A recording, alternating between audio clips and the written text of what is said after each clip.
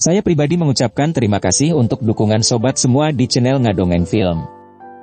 Yang pastinya juga Ngadongeng Film akan menceritakan alur cerita film berkuda liar, bercolok-colok ria yang penting kalian semua bisa terhibur.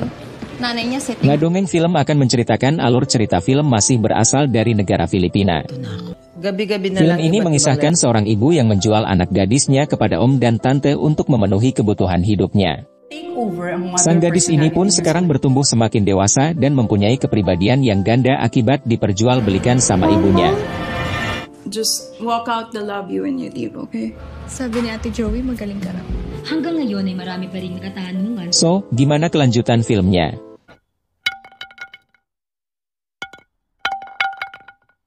Eng. Sebenarnya sosok seorang Elis bisa terjerumus di dunia esek-esek karena faktor sang ibunya Elis yang bernama Ibu Lita tega menjual Elis kepada om-om, semenjak itulah ia menjadi kupu-kupu malam. Kini kehidupan mereka berdua sudah berkecukupan hasil dari omset sorabi anaknya. Saat di meja makan Elis mengatakan akan memberikan uang kepada ibunya, namun sang ibu meminta lebih karena uang kemarin yang ia berikan telah habis untuk bermain judi. Saat malam tiba datang seorang pria yang bernama Christian, ia adalah pacarnya Elis. Saat itu Christian mengatakan kalau dirinya akan pergi ke negara Jepang untuk membuka cabang usaha yang baru. Mendengar cerita itu, Elis menjadi bad mood karena ia menjanjikan akan membiayai berobat ibunya yang lagi sakit. Tetapi Christian akan tetap memberikan uang untuk ibunya dan ia dikasih jatah bermain kuda bersamanya. Ternyata kepergian Christian membuat Elis semakin beringas, ia mencari jasa gigolo untuk bisa membuatnya puas bermain kuda. Rupanya sang ibu mengetahui kalau Elis suka membeli pelayanan gigolo, sang ibu pun meminta uang jatahnya karena ia ingin membayar hutangnya kepada seseorang di sebuah kasino. Mendengar perkataan itu Elis memarahi ibunya karena Elis dijadikan sumber keuangan ibunya untuk hidup berfoya-foya. Dan ia mengancam akan berhenti menjadi wanita esek-esek kalau ibunya masih suka bermain judi. Saat itu terjadi pertengkaran di antara mereka dan Elis mengusir sang ibu dari rumahnya. Kehidupan Elis semakin tak terkontrol, ia sering datang ke klub malam. Suatu hari saat berolahraga ia bertemu seseorang pria yang bernama Markus. Ternyata Markus adalah mantan pacarnya Elis. Melihat Markus yang semakin ganteng ia merasa grogi, ketika ia meminta nomor handphone Elis ia hanya terdiam. Untung ada temannya Elis yang bernama Michelle dan ia memberikan nomor Elis pada Markus. Ternyata Christian pulang lebih awal dan ia tidak mengabari akan kepulangannya kepada Elis. Ternyata Christian mengetahui kalau Elis sering bermain api di belakangnya dengan membawa banyak pria ke rumahnya. Di ba sabi ko, gusto ko ako lang. Elis pun meminta maaf pada Christian, tetapi Christian sudah terlanjur marah kepada Elis dan ia memaksa Elis untuk bermain kuda dengan kasar. Tak diduga Ibu Lita datang dan ia langsung menghajar Christian yang lagi bermain kuda dengan kasar bersama anaknya. Saat itu Christian langsung tumbang dan mati. Ibu Lita menenangkan Elis anaknya dan ia mengatakan pada Elis, kalau dirinya tidak akan pernah meninggalkan Elis. Saat itu Ibu Lita dan Elis mencoba menghilangkan barang bukti atas kematian Christian. Saat itu mereka membawa barang bukti ke sebuah bengkel dan ibunya menugaskan untuk menghilangkan barang bukti. Saat itu orang bengkel menemukan identitas Ibu Lita dan ia mencoba untuk memeras Ibu Lita. Karena tak sanggup menahan beban, Elis bertemu dengan Michelle dan ia menceritakan semua kejadian yang menimpa dirinya. Ba't kasi hindi mo na lang sabihin, Elis? Hanggang ngayon ay marami pa rin nakatanungan.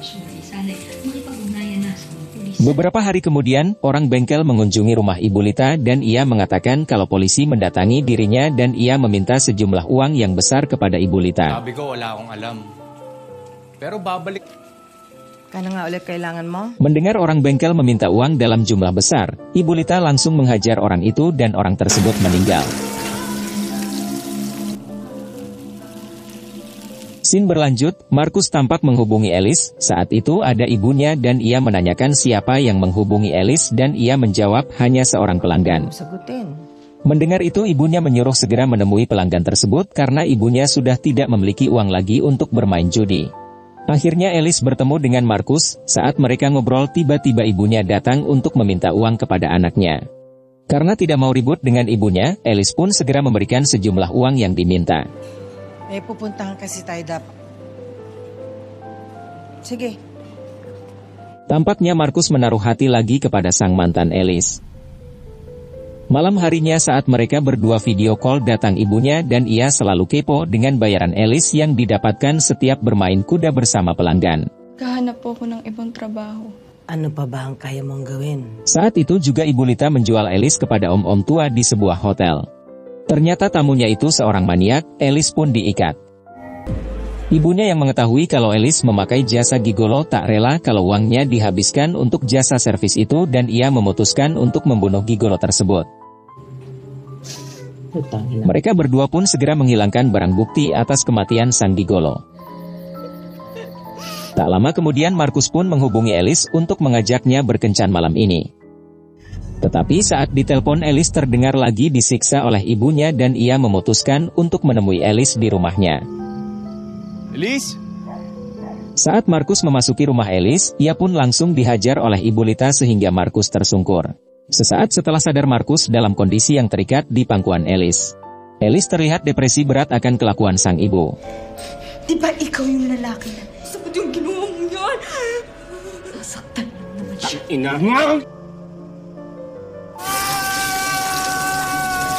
Ternyata Alice telah membunuh ibunya sendiri karena ia tak tahan atas kelakuan Ibu Lita yang memperlakukan anaknya. Ternyata alasan Alice membunuh ibunya karena ia dipaksa untuk menjadi seorang gadis esek-esek dan uangnya selalu dihabiskan ibunya di meja judi. Setelah kejadian malam itu, Alice terpaksa dirawat di rumah sakit jiwa karena ia akan membawa dampak buruk untuk lingkungan sekitar. Sementara itu Alice harus ditempatkan di tempat isolasi, menurut dokter itu akan berbahaya bagi pasien yang lain. Di akhir cerita terlihat Markus dan Michelle mengunjungi Alice di rumah sakit jiwa. Alice pun ditempatkan di tempat isolasi karena akan membahayakan pasien yang lain. Dan diceritakan, film pun berakhir.